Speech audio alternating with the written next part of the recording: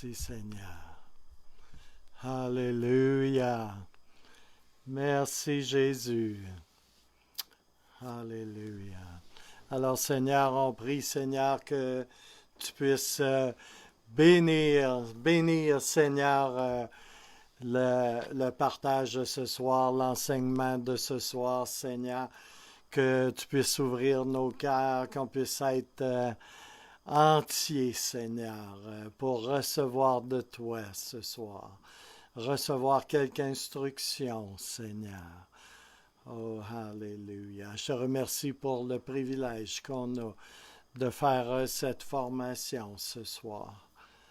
Oh, dans le beau et puissant nom de Jésus. Alléluia.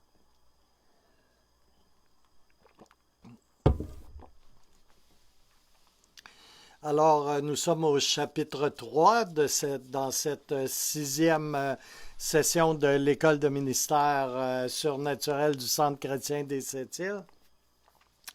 Et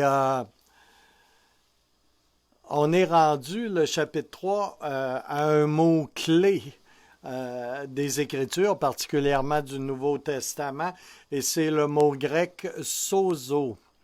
Le mot grec « sozo » est utilisé plus de 110 fois dans le Nouveau Testament.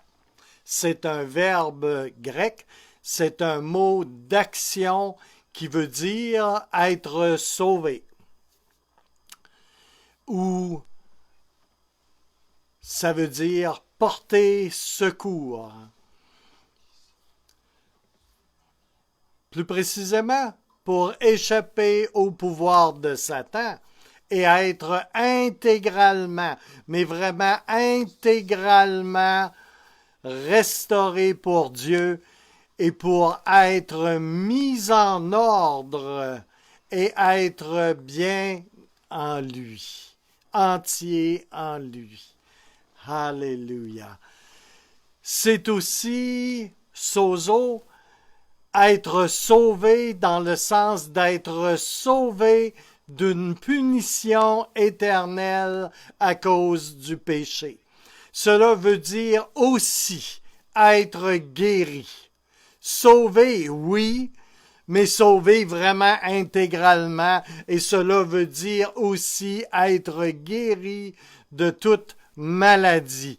Cela signifie aussi être délivré d'oppression démoniaque.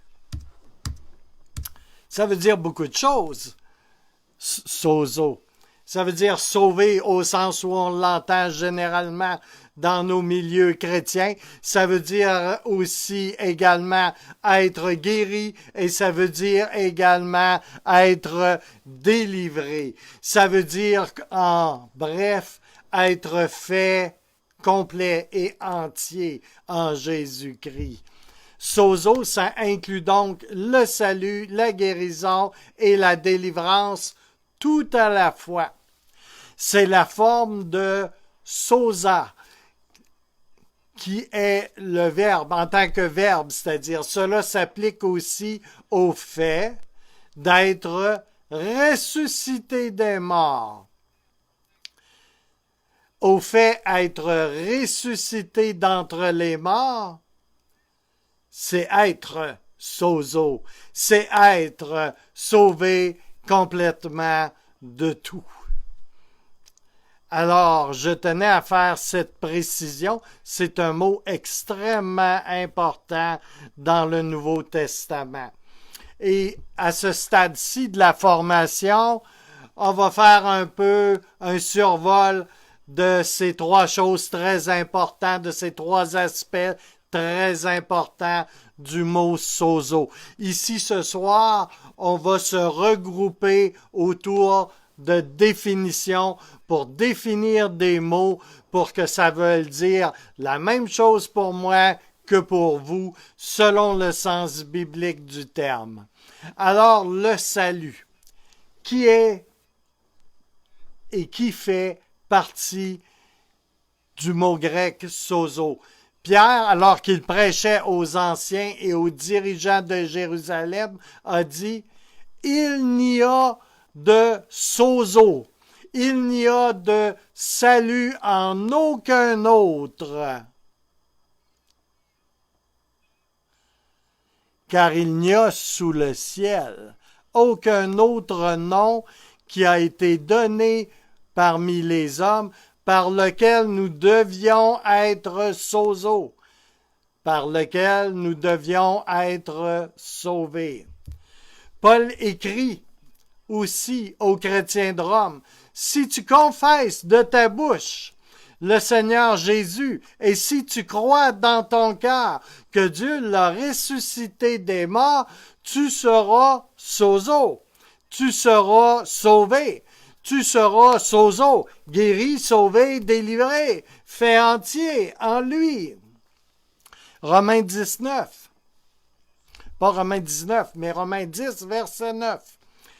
Et à l'église d'Éphèse, Paul va rajouter, car c'est par la grâce que vous êtes sozo.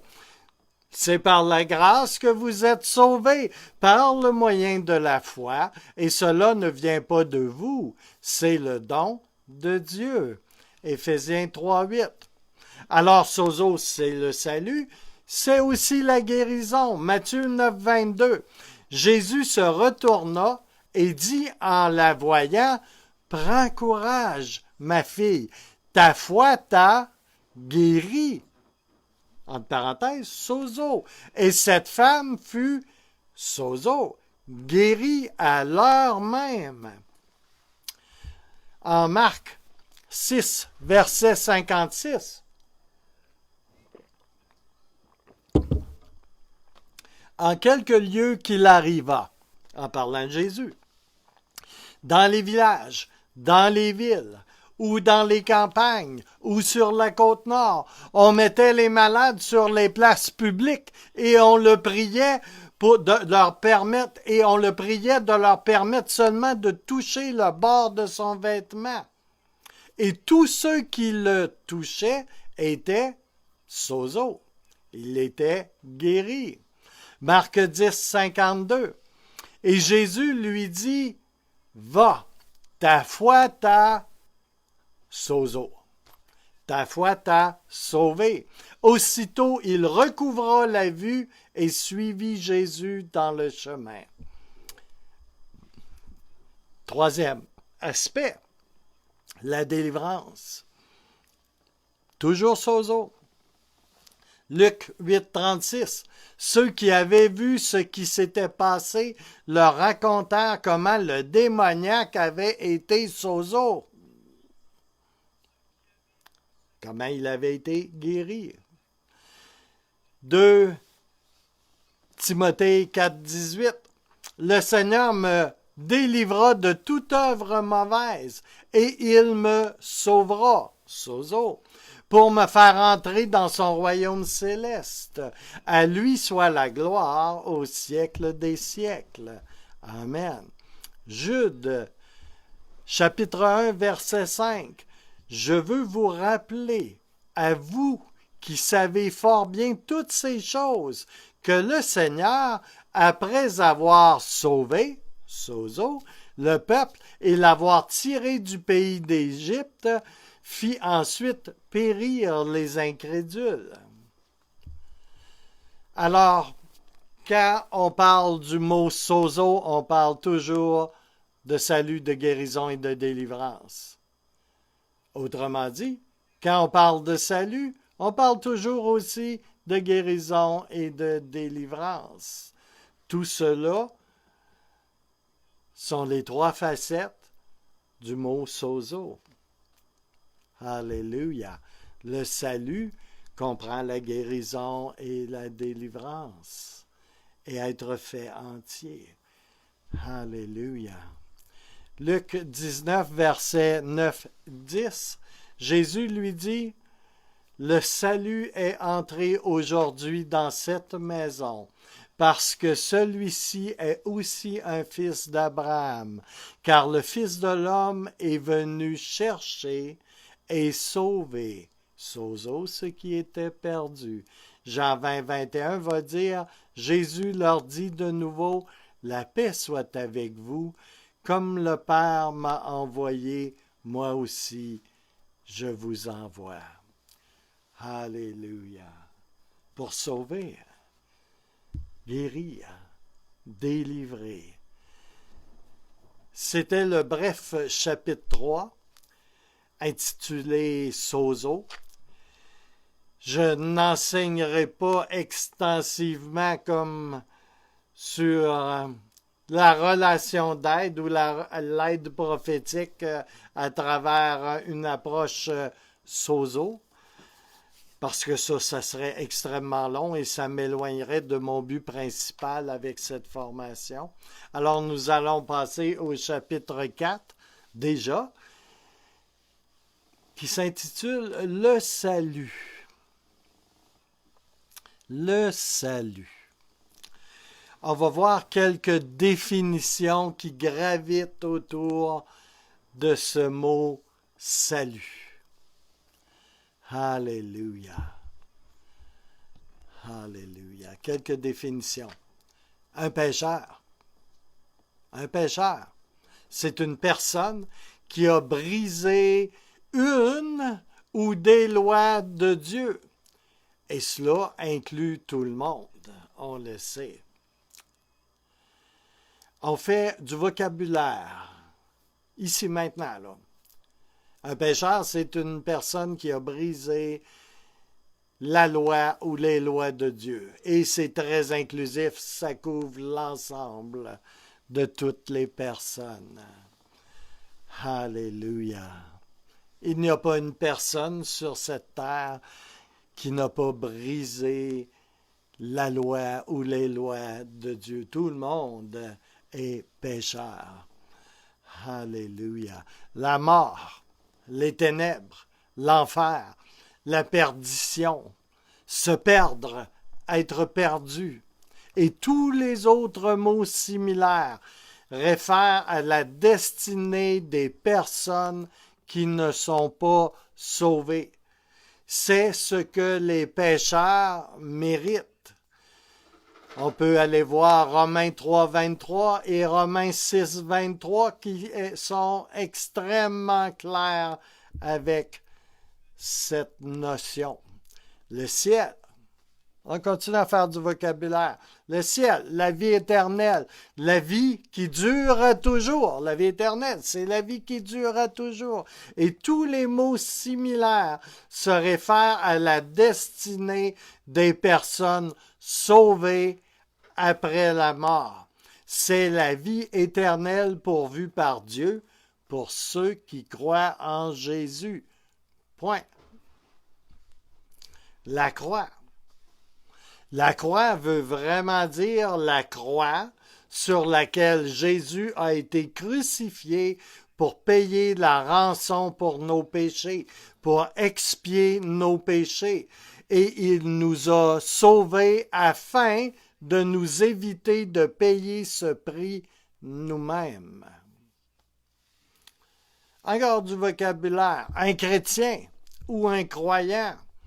Ça veut dire une personne qui croit que Jésus est mort sur la croix pour le sauver de ses péchés et elle est une de ceux, elle est une de celles qui croient qu'il est ressuscité d'entre les morts.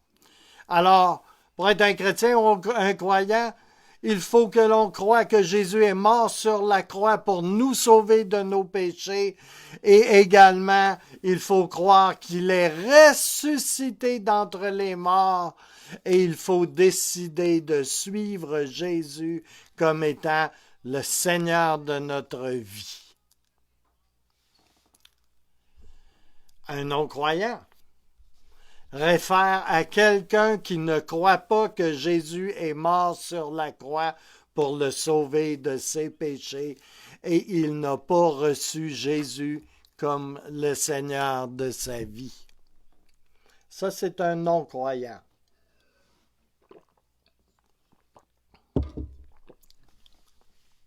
Un converti. Un converti, c'est quelqu'un qui a changé de non-croyant en Jésus à quelqu'un de croyant en Jésus. Ça, c'est un converti. Se repentir signifie que l'on a une conviction que le péché est mal, pour ensuite décider de s'en détourner. Cela implique de repenser, revoir toutes les situations de la vie. Être sauvé ou être converti, on va dire, signifie qu'on est devenu un croyant, que nous avons été sauvés de notre destinée de mort et de ténèbres et que notre destinée en est maintenant une de vie éternelle.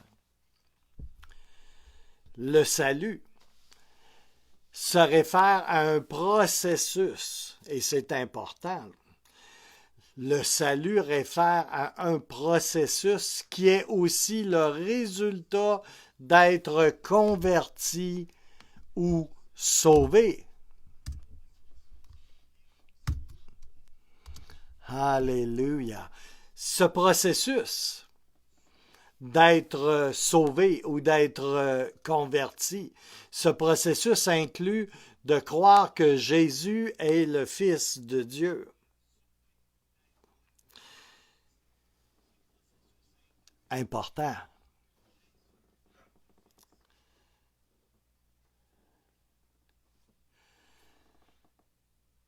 Ce processus inclut aussi de croire que Jésus est mort sur la croix pour prendre la punition pour le péché que nous méritions. Et de cette façon, il nous a sauvés parce qu'il a pris sur lui ce qui m'était dû à moi, pour que moi j'aille ce qui lui était dû à lui, Jésus. Alléluia. Ce processus inclut aussi de se repentir de nos péchés. On a souvent, dans certains conflits, j'ouvre une parenthèse ici, on a souvent dans nos contextes présentement d'églises, et vous savez qu'il y a beaucoup d'églises, et toutes sortes de doctrines, et bien souvent, on se rend compte qu'il n'y a pas vraiment de repentir dans le cœur des croyants. Or, il doit y avoir une repentance pour qu'il y ait une vie véritable, pour qu'il y ait véritablement un ministère de la croix qui se fasse dans la vie d'individus. Le processus inclut aussi de confesser avec notre bouche, avec sincérité de cœur, que Jésus est le Seigneur de notre vie et le Sauveur de notre vie. Un autre mot de vocabulaire, le Fils de l'homme, on voit ça à beaucoup d'endroits. Le Fils de l'homme, c'est un titre que Jésus utilise souvent pour parler de lui-même. L'expiation.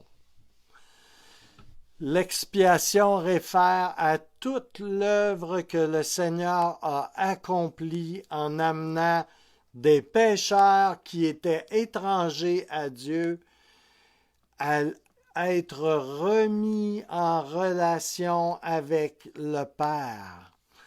En cela, généralement, il est fait référence ici à la punition qu'il a souffert encore là à notre place. Punition que l'homme méritait pour ses péchés. Son arrestation à Jésus, ses souffrances sous Pilate et sa mort à la croix constituent ce que nous appelons l'expiation. Alléluia. Alors, La conversion est une expérience de renouvellement. Quand il y a une conversion véritable, il y a un renouvellement qui vient et qui s'installe. Il y a tout un processus de renouvellement. Il y a des choses qui se font instantanément, mais il y a des choses qui se font à travers un processus. Alléluia. Jonathan Edwards disait, ceux qui sont véritablement convertis deviennent des hommes nouveaux. Si tu ne deviens pas un homme nouveau ou une femme nouvelle, questionne ta conversion. De nouvelles créatures, disait Jonathan Edwards, pas seulement à l'intérieur, bien caché, là, mais aussi à l'extérieur. Jonathan Edwards continue avec ceci, ils ont un cœur nouveau, de nouveaux yeux, de nouvelles oreilles, une nouvelle langue, de nouvelles mains et de nouveaux pieds. Oh, comme c'est bien dit.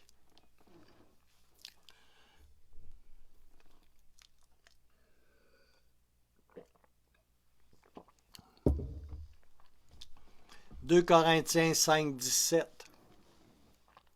est très clair, limpide. Si quelqu'un est en Christ, il est une nouvelle créature. Les choses anciennes sont passées, voici toutes choses. Toutes choses sont devenues nouvelles. Alors, changer spirituellement, ou si vous préférez, la conversion requiert 4 éléments. Et c'est important. Il faut que les choses soient claires. Ça ne contient pas un élément, ça en contient 4. Une conversion comprend une conviction de péché pourvue par le Saint-Esprit. Pour qu'il y ait conversion, il faut qu'il y ait une conviction de péché. Deuxièmement, il faut qu'il y ait une repentance qui inclut manifestement, d'une façon visible, manifeste, de se détourner du péché. Le désir de se repentir est lui aussi pourvu par le Saint-Esprit. On parle beaucoup du Saint-Esprit depuis un bout de temps, du rôle du Saint-Esprit qui rend Jésus réel, etc. Eh bien, c'est lui qui donne une conviction de péché aussi. Et c'est lui qui pourvoit pour le désir de se repentir. C'est un don. Voir Acte 10, 45. Le troisième point important d'une véritable conversion, c'est de demander pardon pour ses péchés. La quatrième chose, c'est la prise de décision dans son cœur de recevoir Jésus en tant que Seigneur de sa vie. Et ça aussi, ça requiert la grâce du Saint-Esprit. Alors, la conversion exige 4 éléments, conviction de péché, repentance, demander pardon et la décision de recevoir Jésus. Et bien-aimés, nous sommes changés par la grâce de Dieu. Le ciel, c'est un don gratuit. Il ne peut être mérité ou gagné. Tu ne mériteras jamais ton ciel, tu ne le gagneras jamais. Alléluia. Pour ceux qui croient que tout cela, ça peut se faire avec des œuvres, eh bien, vous êtes dans l'erreur. Alléluia.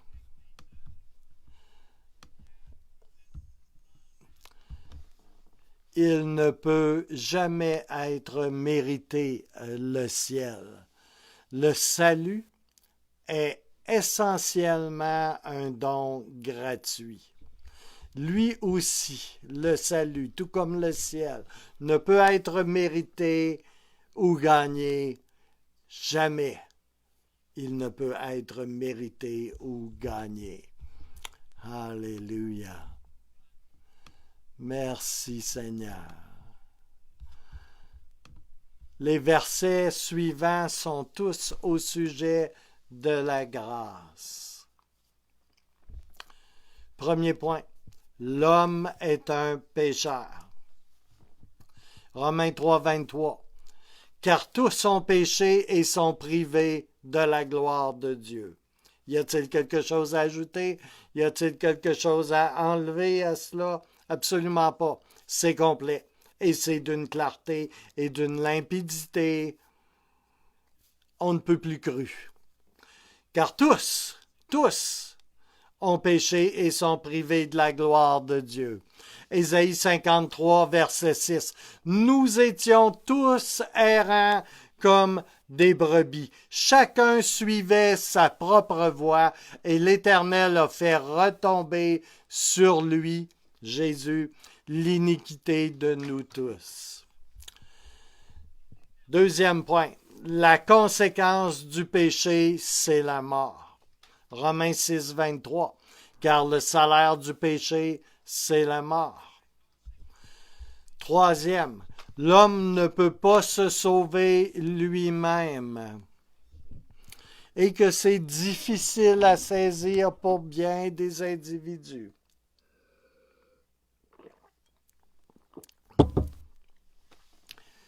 Ils s'imaginent qu'à force d'œuvre, de faire des bons choix, de faire des bonnes choses, qu'ils peuvent se sauver eux-mêmes.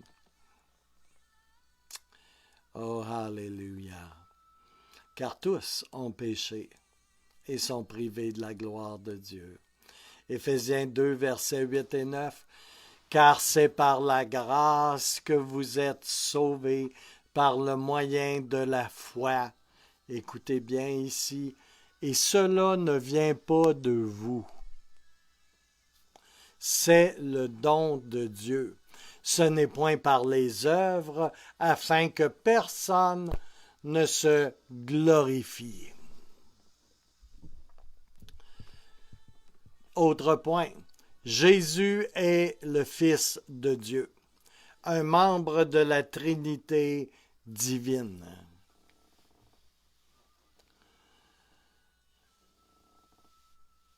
Jésus n'est pas un demi-dieu, il n'est pas Dieu à 90%, il est parfaitement Dieu. Il est le Fils de Dieu, il est Dieu, il est un membre à part entière de la Trinité divine. Alléluia. Les musulmans ne peuvent admettre que Jésus est Dieu.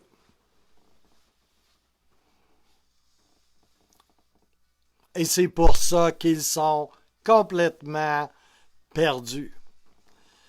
Les Juifs, les rabbins, les pharisiens et le peuple juif sont incapables de voir en Jésus, le Fils de Dieu, Dieu, Jésus. Et c'est pourquoi ils sont encore dans leur péché. Et c'est pour cela qu'ils ont développé toutes sortes de mysticisme. Quand tu parles à un rabbin, j'ouvre une parenthèse ici, quand tu parles à un rabbin, j'ai réalisé ça il n'y a pas longtemps, je parle à des rabbins, des imams, mais à toutes sortes de gens. Quand tu parles à un rabbin, si tu penses, ou si tu lui dis, et si tu penses que Jésus est le Messie, pour ce rabbin, tu es dans l'erreur. Tu fais une erreur doctrinale. Tu es simplement en erreur. Mais si tu dis que Jésus est le Fils de Dieu, si tu dis que Jésus est Dieu, pour un rabbin ou un juif, tu n'es plus dans l'erreur. Tu es en train de professer une abomination. Très différent. Alors oui, Jésus est le Fils de Dieu. Et je vais vous mettre ça très simple. Quiconque diminue la divinité de Jésus, altère la divinité de Jésus, joue de quelque façon que ce soit avec la divinité de Jésus, il est dans la plus grossière erreur qui soit. Jésus est Dieu.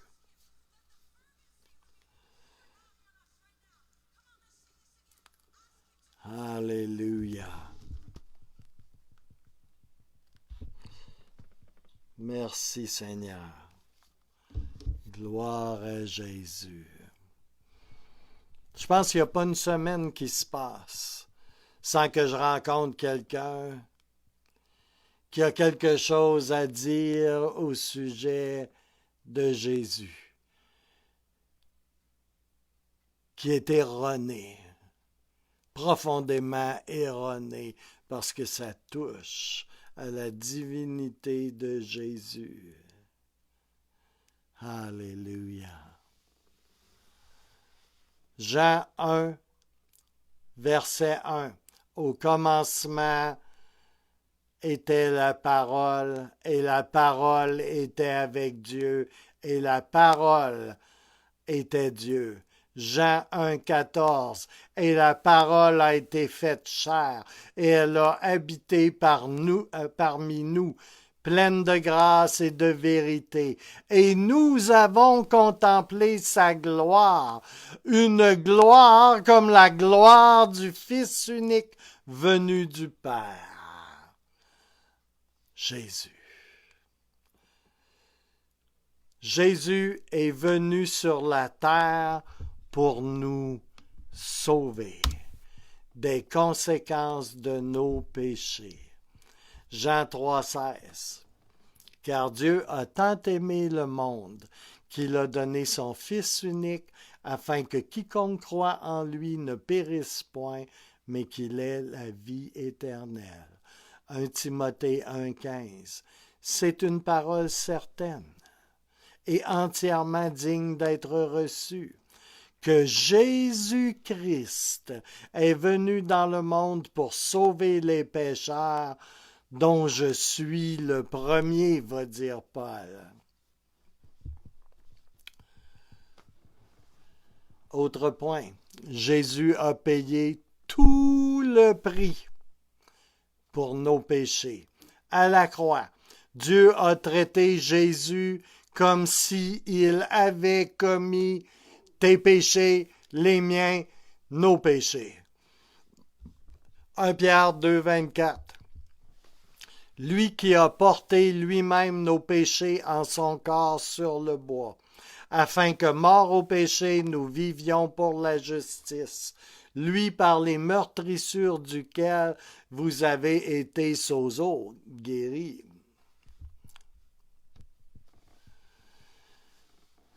Autre point.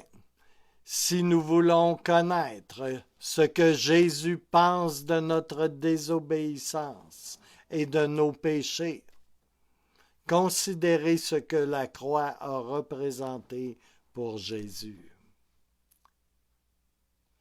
Luc 22, versets 41 à 44. En parlant de Jésus. Puis il s'éloigna d'eux, les disciples, à la distance d'environ un jet de pierre. Et s'étant mis à genoux, il pria, disant, Père, si tu voulais éloigner de moi cette coupe, toutefois que ma volonté ne se fasse pas, mais la tienne. Alors un ange lui apparut du ciel pour le fortifier. Étant en agonie, il priait plus instamment, et sa sueur devint comme des grumeaux de sang qui tombaient à terre.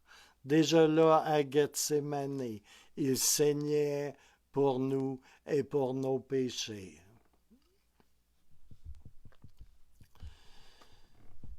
Autre point, ceci peut nous donner une petite idée quant à la bénédiction incommensurable du salut. 2 Pierre 3, 9. On est toujours dans tout ce qui implique sozo, n'est-ce pas? Le Seigneur ne tarde pas dans l'accomplissement de la promesse, comme quelques-uns le croient, mais il use de patience envers vous, ne voulant pas qu'aucun périsse, mais voulant que tous arrivent à la repentance. Alléluia. Bien-aimés, nous sommes exclusivement sauvés que par la foi en Jésus-Christ, parce qu'il a payé pour nos péchés et nous a pourvu une place au ciel, et il nous l'offre cette place comme un don, comme un cadeau. C'est cela seulement notre salut. La foi en Jésus-Christ ne réside pas dans un assentiment ou une compréhension intellectuelle, mais c'est bien en mettant sa confiance en lui seul pour notre salut et de faire toute la place nécessaire dans nos cœurs pour le faire Seigneur de notre vie. Éphésiens 2,8 va dire, car c'est par la grâce que vous êtes sauvés, par le moyen de la foi, et cela ne vient pas de vous, c'est le don de Dieu. Romains 19, on le répète encore, si tu confesses de ta bouche le Seigneur Jésus, et si tu crois dans ton cœur que Dieu l'a ressuscité des morts, tu seras sozo, tu seras sauvé. Acte 4, 12. Il n'y a de salut en aucun autre, car il n'y a sous le ciel aucun autre nom qui a été donné parmi les hommes par lequel nous devions être sauvés. Alléluia. Merci Seigneur.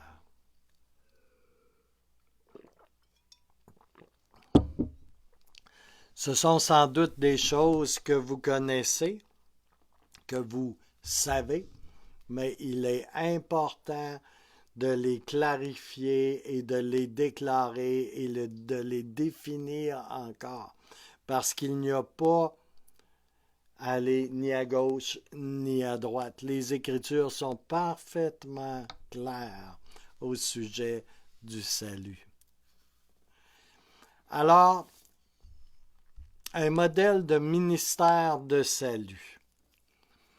On va aller vite. Ce modèle en est un en 4 étapes. Première étape, la préparation en quelque sorte. J'appellerais ça l'interview. Pour faire un ministère qui apporte le salut, nous devrions parler à la personne en quête de salut, la personne qui cherche, de façon à être certain qu'elle comprenne bien sa condition de pécheur et qu'elle prenne une décision volontaire de se repentir et de se tourner vers le Seigneur pour son salut et pour recevoir sa seigneurie. Alors, une revision des points ci-dessous et une référence éclairée aux Écritures appropriées peut être d'un grand secours. Celui qui exerce le ministère à cet effet devrait être confiant que, 2 petits points, la personne cherchant le salut est sous la conviction du Saint-Esprit et comprend qu'il ou elle est un pécheur.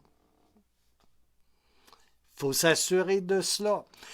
il comprend, cette personne-là qui veut le salut, qui cherche le salut, elle doit comprendre la culpabilité du péché et qu'à cause de son péché, il ou elle mérite la mort éternelle ou l'enfer. Elle n'a pas fait une erreur.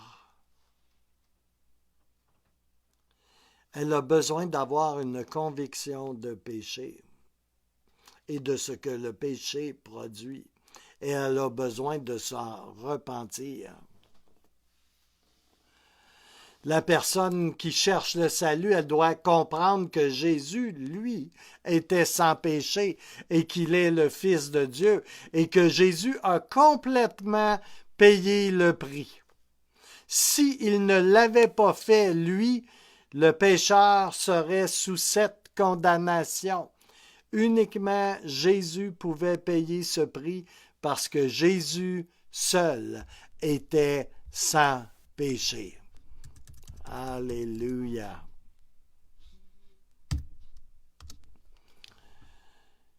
La personne doit saisir vraiment qu'elle doit faire confiance à Jésus et qu'il est le seul pouvant lui garantir le salut.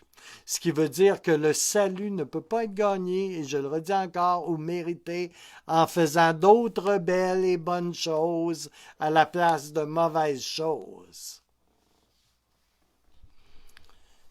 Alléluia. Vous savez, c'est très important. Je sais qu'on repasse certaines choses, mais c'est très important. Je crois qu'on voit souvent des gens qui vont fréquenter des églises et qui vont se dire chrétiens ou convertis. Et il y a des points qu'on a vus ce soir qui ne sont pas là. Et on se demande après ça, mais comment ça? Comment ça ceci? Comment ça cela? Pourquoi c'est pas comme ça? Pourquoi elle n'est pas comme ça? Pourquoi elle ne fait pas ça? Pourquoi elle ne comprend pas ça? Pourquoi elle reste toujours au même endroit? Pourquoi elle ne grandit pas?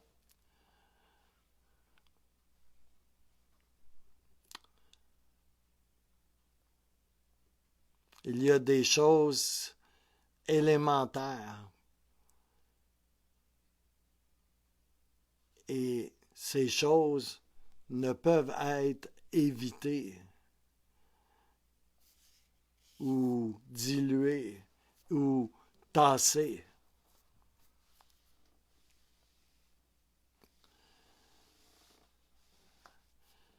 Un de ces points-là extrêmement important quant au salut. La personne se doit de vouloir vivre sous l'autorité. Hein? Comment tu dis ça? La personne se doit de vouloir vivre sous l'autorité et se soumettre à la seigneurie de Jésus. À partir de cet instant, de l'instant de son salut, de son sozo, et ce pour toute sa vie, elle veut la vivre sous l'autorité et se soumettre à la seigneurie de Jésus-Christ.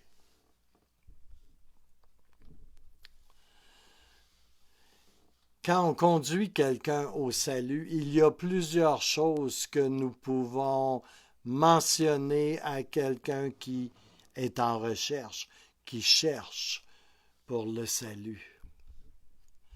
Rappelez-lui que Dieu écoute son cœur, que Dieu voit son cœur. Jérémie 29, 13. Vous me chercherez et vous me trouverez si vous me cherchez de tout votre cœur. Rappelez également à la personne qui est en recherche que Dieu est présent, qu'il est vraiment présent là, ici, maintenant. Si vous voulez conduire quelqu'un au Seigneur, c'est important.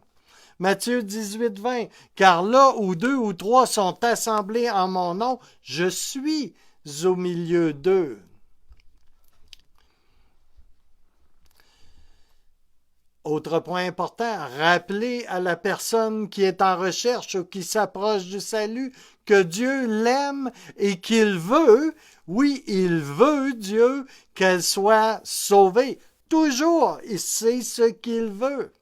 Jean 3,16, car Dieu a tant aimé le monde qu'il a donné son Fils unique, afin que quiconque croit en lui ne périsse point, mais qu'il ait la vie éternelle. Quand j'étais jeune chrétien, je pense que c'est un des premiers versets que j'ai appris par cœur.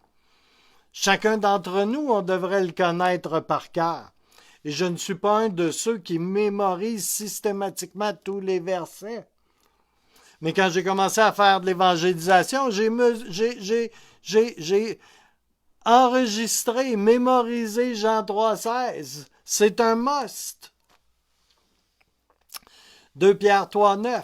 Le Seigneur ne tarde pas dans l'accomplissement de la promesse, comme quelques-uns le croient, mais il use de patience envers vous, ne voulant pas qu'aucun périsse. Dieu ne veut pas qu'aucun périsse, mais voulant que tous arrivent à la repentance. Quand vous êtes en contact avec une personne qui veut s'approcher du salut, qui aurait répondu à un appel ou qui vous accompagnez et qui semble toucher un appel, rappelez-lui que le Saint-Esprit va l'aider. Dites-lui que la vie chrétienne n'est pas nécessairement facile. Ne la bourrez pas de farce comme une dinde. Ne lui racontez pas des histoires. Dites-le lui que la vie chrétienne n'est pas nécessairement facile, mais qu'elle offre beaucoup de paix. Vous pouvez suggérer également à la personne une prière simple pour qu'elle la répète après vous. Et cela pourra être quelque chose comme ceci. Seigneur Jésus, je veux que tu viennes en moi et que tu prennes ma vie ici et maintenant. Je te la donne. Je suis un pécheur. Je suis une pécheresse. Je ne faisais confiance qu'à moi-même et je n'avais confiance. Et je n'avais confiance qu'en mes propres bonnes œuvres pour aller au ciel. Au Québec, ça, c'est un contexte qui est souvent là. Les personnes se disent « Ah, ben moi, là, je suis pas une si mauvaise personne que ça. » Tu sais, je bats pas mon conjoint ou ma conjointe, c'est comme, puis etc., etc. Fait la liste des bonnes choses en oubliant tout ce qu'on a fait de mal, par exemple. Mais vous savez, il y a la justice propre, héritage du catholicisme, est encore présente dans notre culture un peu partout. Alléluia. Même chez ceux qui se disent, ah, moi, je suis croyant, je crois en Dieu, je suis catholique, mais pas pratiquant. Ah, moi, je suis un joueur de hockey, mais j'ai jamais mis de patin, jamais touché un bâton de hockey, jamais embarqué sur une patinoire non plus. Mais je suis un joueur de hockey. Alléluia.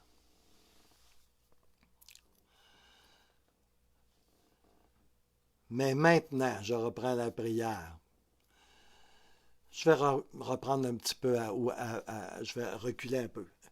Je ne faisais confiance qu'à moi-même et je n'avais confiance qu'en mes propres bonnes œuvres pour aller au ciel. Mais maintenant, je place ma confiance en toi, Jésus.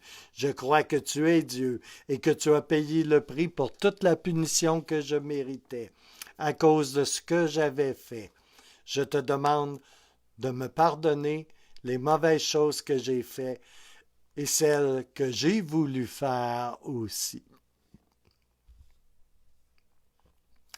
Deuxième point d'importance, quand on fait un modèle de ministère de salut, la confession et la repentance.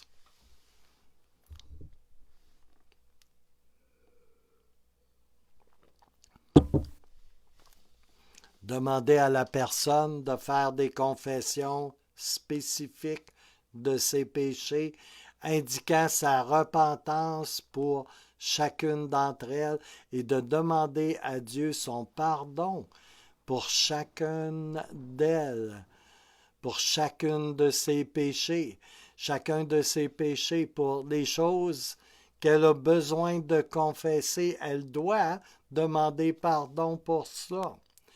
À ce point-là, demandez à la personne de confesser à Dieu audiblement et même dans votre présence, spécifiquement chacun de ses péchés. Ah ben là, pasteur, t'exagères!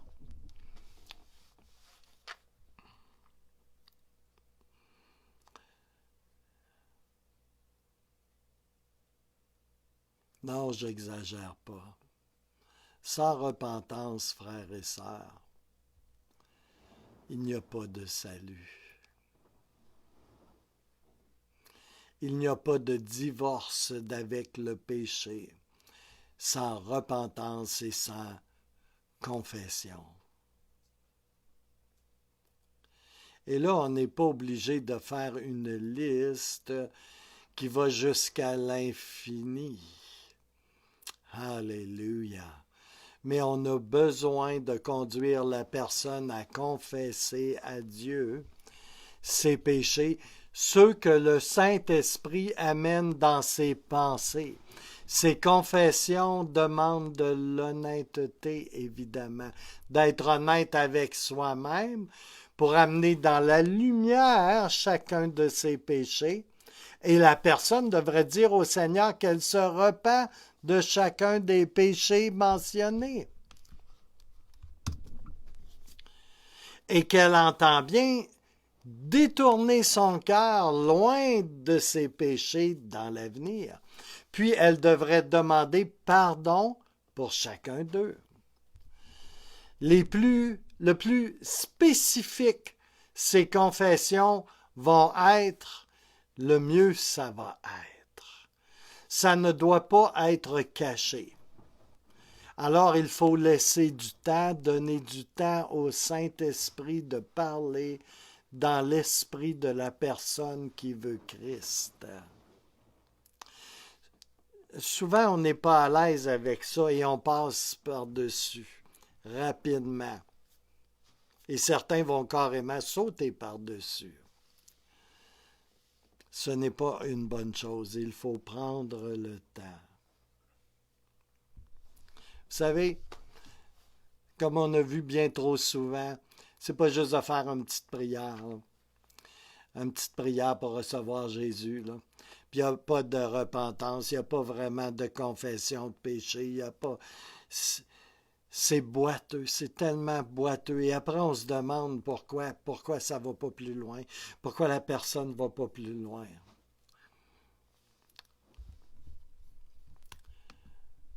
On a besoin de faire les choses comme elles doivent être faites. Des exemples de façon que la personne pourrait prier. Cher Seigneur, je confesse que j'ai péché contre toi à cause du ressentiment et de la colère et de ma rancune. Je me repens de mon ressentiment, de ma colère et de ma rancune envers cette personne-là ou cette autre. Et je me détourne de tout cela. Je veux dans mon cœur l'aimer à partir de maintenant et par la grâce que tu m'accorderas, s'il te plaît, pardonne-moi tous ces péchés de ressentiment, de colère, etc. Seigneur, je confesse que je suis rebelle à mes parents et que je te suis rebelle aussi. Je me repens de ma rébellion et j'ai l'intention d'honorer mes parents. Pardonne-moi ma rébellion, je te prie. Ça, c'est une confession de péché qui amène la justice dans ta vie. Cher Seigneur, je confesse que j'ai abusé et maltraité mon propre corps et que je l'ai maltraité en utilisant de la marijuana, du speed, du crack, de l'alcool, etc., etc., etc. Je me repens d'avoir introduit ces substances dans mon corps et je me détourne de toute consommation de drogue et d'alcool. J'ai l'intention de ne plus jamais avoir affaire à ces choses et pardonne-moi, je te prie. Ça, c'est une conviction. C'est une confession. Cher Seigneur, je confesse que j'ai péché contre ta parole en lisant les horoscopes et en voyant des voyantes, en allant rencontrer des tireuses de cartes, etc. Je me repens d'avoir lu des horoscopes et d'avoir vu des voyantes. Je ne veux plus faire ces choses ni rien de semblable. Pardonne-moi ces péchés. Ça, c'est une conviction. Une conviction, une confession. Mais tu as une conviction du Saint-Esprit qui vient. Le Saint-Esprit te montre ses péchés et tu as besoin de les confesser quand il te les montre. Cher Seigneur, je confesse que j'ai partagé mon corps en dehors des liens du mariage.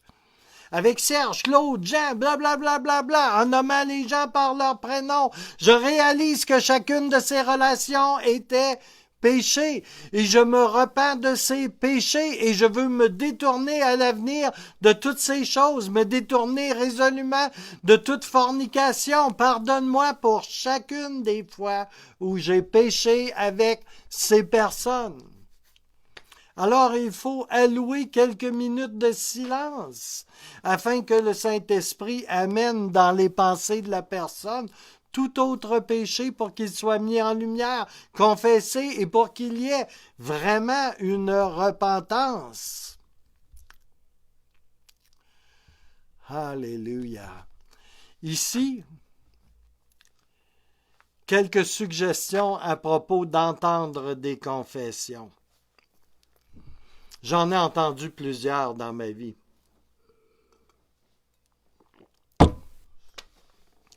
J'en ai un qui veut venir me voir là, parce qu'il veut faire son coming out, là. Puis il va me confesser son homosexualité. J'en ai entendu de toutes les sortes. Alors, quelques suggestions.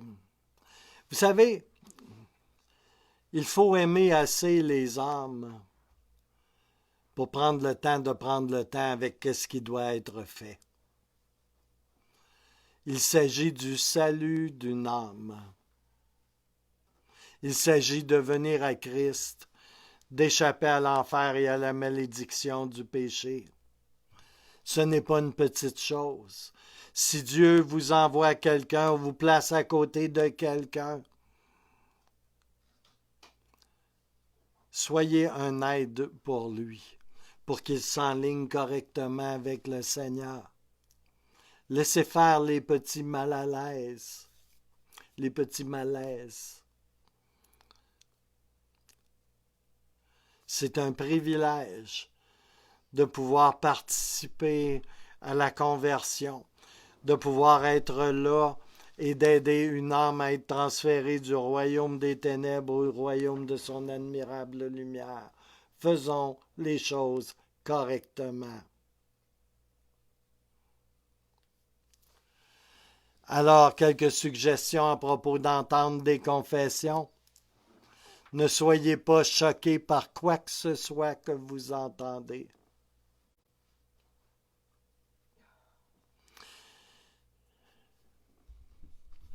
Et rappelez-vous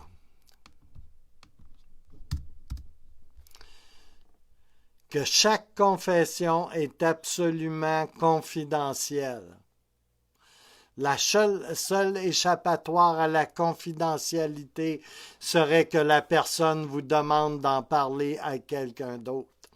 Aussi, la confession demanderait ou impliquerait des conséquences légales, comme dans un cas de molestation d'enfants, de viol ou de meurtre.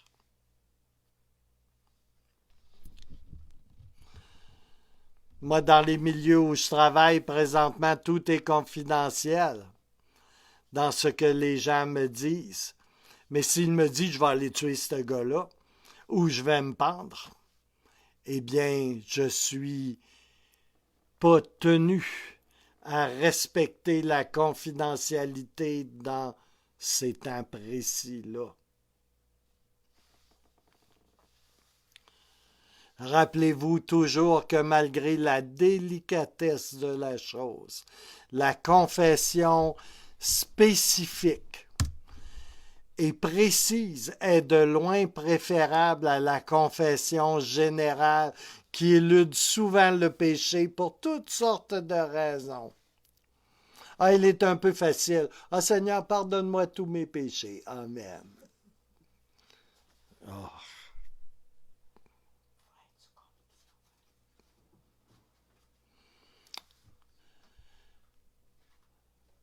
Ne vous engagez jamais dans une chasse, cependant.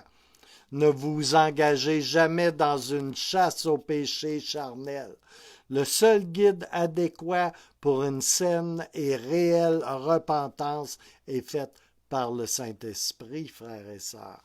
Ne projetez rien sur la personne qui vient d'une transposition de vos affaires personnelles à vous. Simplement, au contraire, encouragez la personne à confesser ce que le Saint-Esprit met sur son cœur. Dites-lui que le Saint-Esprit, plus tard, demain, après-demain, dans une semaine, peut lui amener d'autres choses qui auront besoin d'être confessées et sur lesquelles il devra se repentir. Et que quand ce sera le cas, elle aura besoin de le faire et de demander pardon également quand cela se présentera. Et de ne pas retarder pour le faire non plus.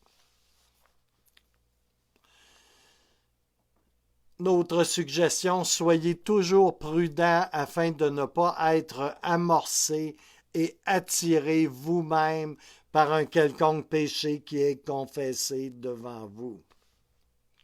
Comprenez ce que je veux dire? Galates 6.1. Frères, c'est dans les Écritures. Frères, si un homme vient à être surpris en quelque faute, vous qui êtes spirituels, redressez-le avec un esprit de douceur, mais prends garde à toi-même de peur que tu ne sois aussi tenté. Aussi, et c'est important, n'interrompez jamais une confession pour donner votre avis ou pour donner un enseignement. C'est pas le temps. La chose importante dans ces moments-là, c'est que la personne soit pleinement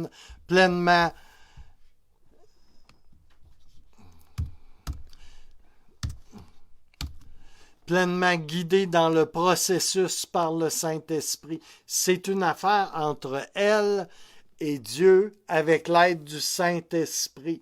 Vous êtes un facilitateur, comme toujours, depuis le début de cette formation. Vous êtes là pour faciliter les choses. De donner son avis éclairé et d'enseigner, quand c'est pas le temps, peut interrompre la confession et même la briser. Il y aura toujours, frères et sœurs, un temps pour les avis et les conseils plus tard.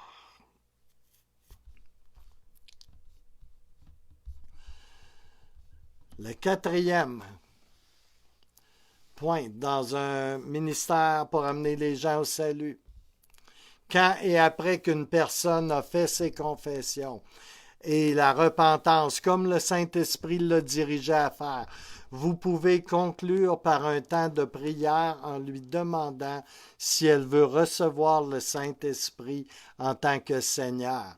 Vous pouvez lui suggérer de prier ainsi. Jésus, je te demande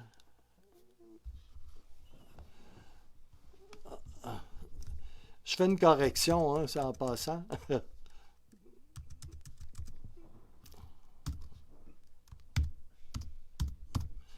Alléluia. OK. conclure ce temps de prière en lui demandant si elle veut recevoir Jésus en tant que Seigneur. Vous pouvez suggérer de prier ainsi. Jésus, je te demande maintenant de venir et de prendre le contrôle de ma vie. Je vais faire tout ce que tu vas me dire de faire. Aide-moi à me détourner de tous mes péchés et à te suivre. J'accepte le cadeau gratuit de la vie éternelle. Je sais que je ne le mérite pas, mais je te remercie pour la vie éternelle. Remplis-moi de Saint-Esprit maintenant et donne-moi la grâce que je puisse tenir ses promesses. Amen. Et ça se formule dans vos mots. Ça n'a pas besoin d'être fait comme je viens de vous le lire. Le Saint-Esprit va vous conduire et vous aider. Alléluia. Faites confiance à Dieu. Cinquièmement, les actions de grâce. Remerciez le Seigneur pour cette personne. Quand tout ça s'est fait, là, remerciez le Seigneur pour cette personne. Alléluia. Alléluia. Remerciez le Seigneur pour les confessions et demandez au Saint-Esprit de remplir la personne. Puis imposez les mains sur la tête de la personne. Remerciez Dieu pour ses confessions et sa repentance. Et priez que la personne soit remplie de l'Esprit Saint. Alléluia. Luc 11:13. Si donc, méchants comme vous l'êtes, vous savez donner de bonnes choses à vos enfants, à combien plus forte raison le Père céleste donnera-t-il le Saint-Esprit à celui qui les lui demande. Alléluia. Alléluia. La personne va alors probablement vouloir remercier elle-même le Seigneur, ce qui est une excellente chose, et elle devrait être encouragée à le faire. C'est très bien. Il peut arriver que la personne aussi écrase au sol alors que vous priez pour elle. Si cela se produit et qu'elle a la capacité de vous entendre, vous pouvez l'encourager à demeurer là jusqu'à ce que le Saint-Esprit la dirige à se relever. Rien ne presse. Alléluia. Je vais arrêter ici ce soir. Et ce sont des choses importantes que l'on survole.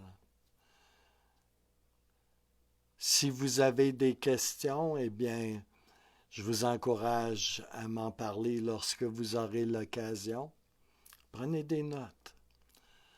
Alléluia. Prenez des notes de vos questions.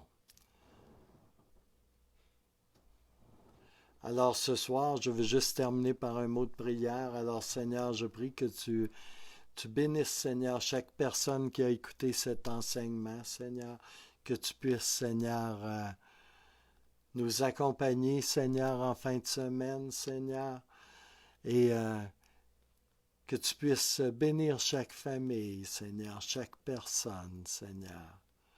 Continue à nous parler, Seigneur, au sujet du salut, Seigneur, au sujet de comment tu veux nous utiliser dans le ministère, dans le beau et puissant nom de Jésus.